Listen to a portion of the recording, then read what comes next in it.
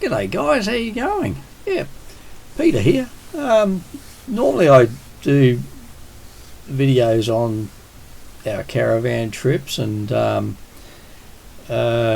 cruising, which we've been doing a lot of lately. But yeah, I just thought I'd put this together. This is my pastime, I suppose, when I get home.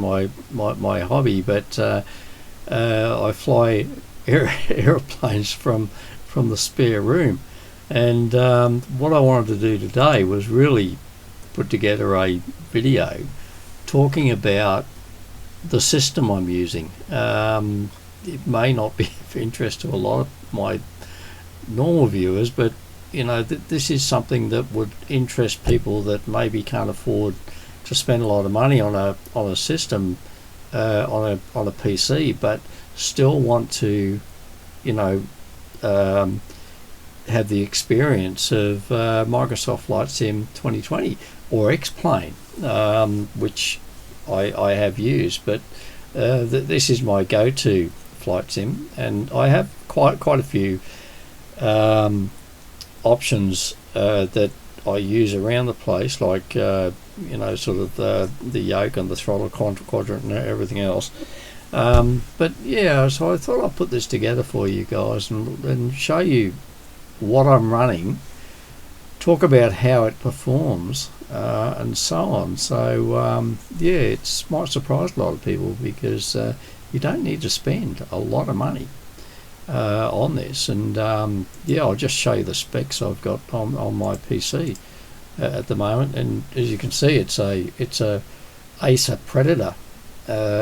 And I think it's probably about seven years old, maybe even 8. I can't remember now when I bought the thing. But all I've done to it is put more RAM into it. So we're running 32 gigs of RAM. The GPU in it is the stock standard one that came with the system. It's an i7 CPU, but the GPU is a GTX 1070. But it's been running this game without any problems at all. It doesn't freeze. It doesn't do anything really. It just works. So yeah, it's just interesting. But I'll try and demonstrate. We'll go for a little flight in my Beechcraft aircraft, which I purchased a few months ago, and very happy with that. So yeah, we'll have a little look at that and see how we go. I'll come back to you very shortly. Yeah, just to continue on, the what I thought might be interesting for you guys to actually have a look at is my desktop, so you can see what I'm doing.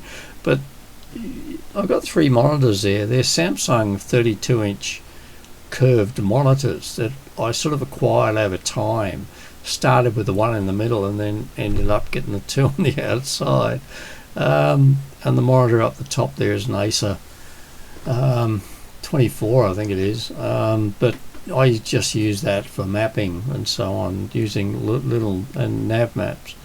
And there's an Apple computer that's on the left there that occasionally I use that for little nav maps. If not, you know, I can bring up some charts onto it, or some, you know, sort of some runway plates and so on. So, and I've got my throttle quadrant there as well. But interesting to have a look at anyway. But what's interesting about that is that is the fact that you know, the computer runs all this. You know, it really does. Now we're going to hop into YBSU, which is Maroochydore. We'll pick a gate, departure, says departure. And the reason I always pick a gate is that you always start cold and dark at a gate. And essentially it means you've got to start the aircraft up and so on, which is part of the whole sim experience. And I can't really see any point in starting on the runway unless you really just want to fly around. But anyway, this is live weather. I've changed the time. Otherwise, looking outside, it'll be dark time, which is not a good time to fly, and not a good time for you guys to see either. So let's go ready to fly. And here we are sitting inside the Bonanza, and I'm not sure what's going on there. There's a CJ, CJ whatever over there on the grass, which is a bit weird. But anyway, just out of interest too, I use a Xbox controller. We'll just hop into that because it gives me the drone view, so I can actually look around the airport and so on. And I find the Xbox controller really good, easy to hook up, and it gives you this drone view, which is fantastic when you're flying around and so on. So if we look, there's Maroochydore Airport there, and we're looking to the southerly direction, which is towards Brisbane. Up there, if we go north, that's looking up towards Noosa, up towards Fraser Island way and so on. But yeah, we'll just hop back into the cockpit, open the window, because you are supposed to alert people to the fact that you're going to start your prop or start your aircraft.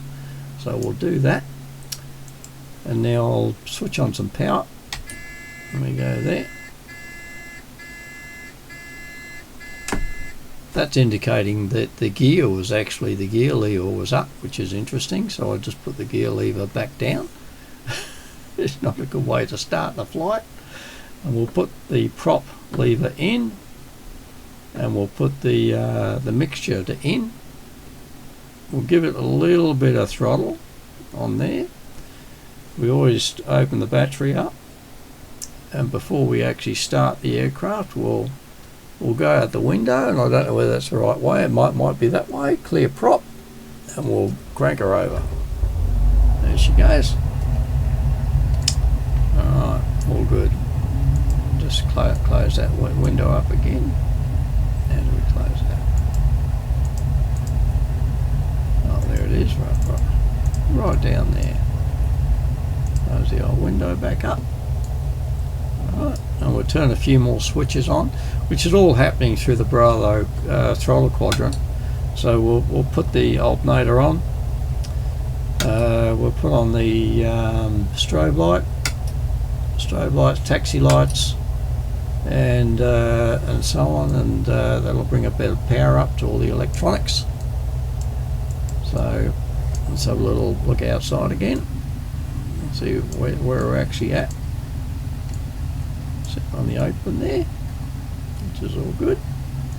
Now, little nav maps, as I say, I do highly recommend it for anyone that has flight sim or X-plane. I'll just show you what I mean here. We're taking off from obviously Maroochydore there. You can zoom right in and see exactly where you are sitting at the gate. So it makes taxiing a lot easier. It really does. So you can see where you have to go. And if you look on the information side, on little nav maps, on the information of the airport, it even tells you which is the best runway to take off from, according to this is live information. So it's basically telling us that runway 31 is the runway that we need to take off from, which is the runway down here. So it's 31, and we're there. So we know which way we've got to taxi. So if we head back into the aircraft, there you go. We don't need pushback, so we can spin around from that point. So what we'll do, take the handbrake off, put the yoke back on, give it a little bit of power, and we can spin the aircraft around. Trying to avoid the trucks on the way out.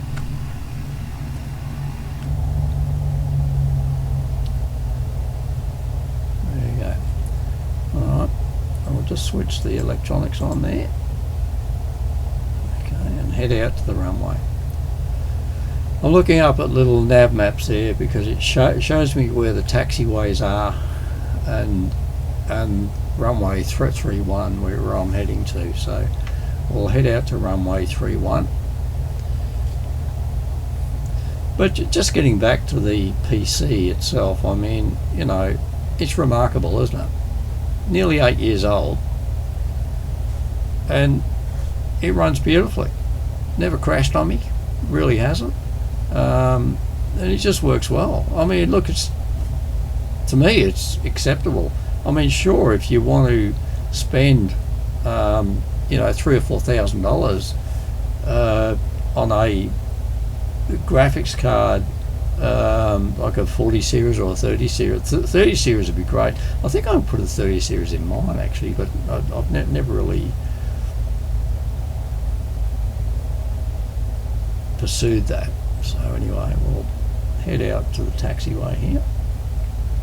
Better put some flaps in. I can do that now. Now obviously this is not procedural.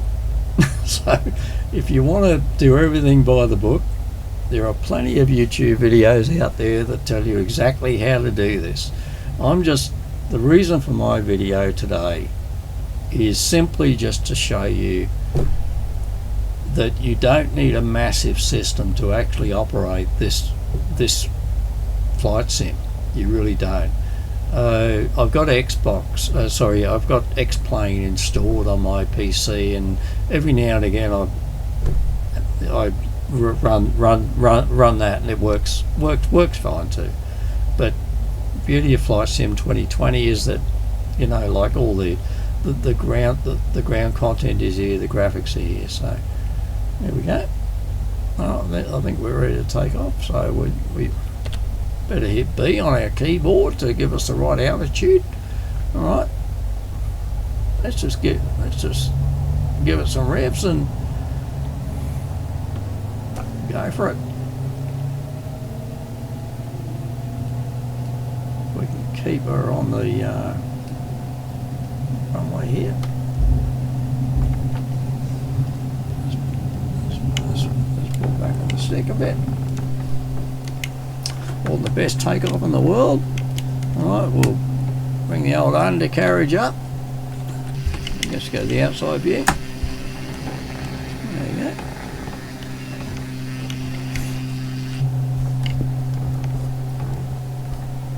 There we go. So we're heading north, and this is where little nav maps really comes into its own. If I just bring it up again, you can see exactly where you're heading. Let's zoom in a bit there. There you go.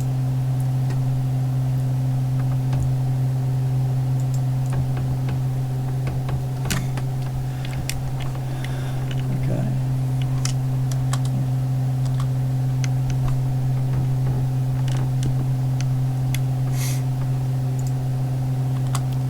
Look over the top there. This is so realistic, it really is. I mean, this is, you know, the Sunshine Coast is not that far from us, and I haven't taken off from this airport before, but in real life, but I have in the sim a lot. But this is exactly what it looks like. It really is. And we'll just get the flaps up there. One of the reasons I love this Bonanza aircraft too is that everything works on it really, really well. I'm just adjusting the trim at the moment to bring the aircraft. There you go.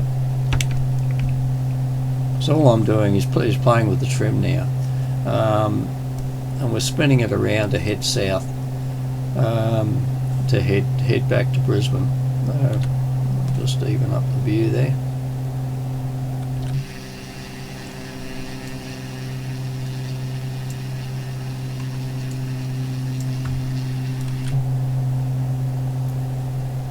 But as you can see, I mean, look, I can clearly see all the gauges on the plane. It just works. It just works.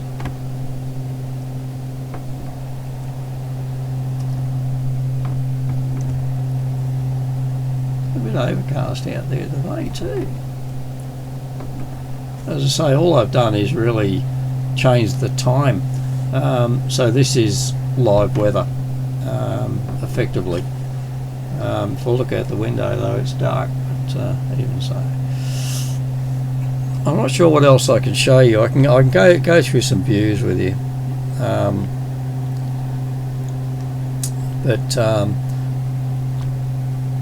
There's the fuel there, so just go back into forward view. Go outside again. So anyway, just to give you an idea of how it looks. Back at the airport there.